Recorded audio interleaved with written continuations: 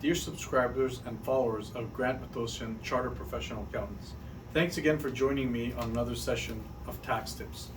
I know I've been MIA for a couple of weeks, but I thought I'd give you a credit for this week.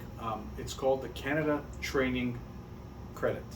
So here's a credit that has been around since 2019, and its requirement is for an individual to have had at least 10,000 of parental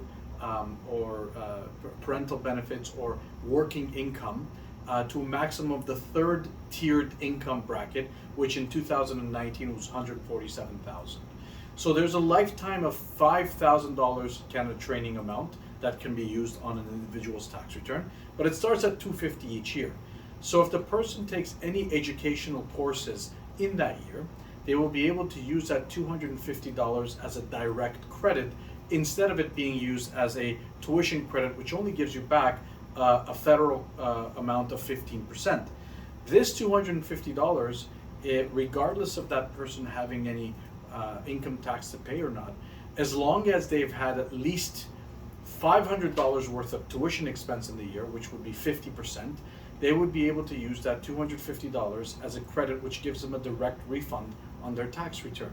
So as long as you've been to an educational institution that is accredited and is accepted by the CRA, you are able to use that towards any educational institution for the year. So your 2019, if you've had an income of at least 10 to the $147,000 of income, you will have that credit of $250 for the 2020 tax return. Now, the one thing that you have to take into consideration is that this credit is not automatically calculated on your tax return. You must check your NOA from the previous year to see if you had qualified for this credit. So if you do have a course in 2020, you would have qualified for this, and same goes on for the upcoming years. So this is a very simple credit, but if you do not apply it, the government will not apply this credit for you. So make sure that when you're filing your tax return for 2020 and thereafter, there will be many years now that you'll have this credit available for yourself. So all of a sudden you could have a very good refund coming for you if you have not used it in the past. So it's a very important thing for you, unlike any other year where you're not really required to look at your notice of assessment. 2020 would have been that first year that you would have had to take a look at it.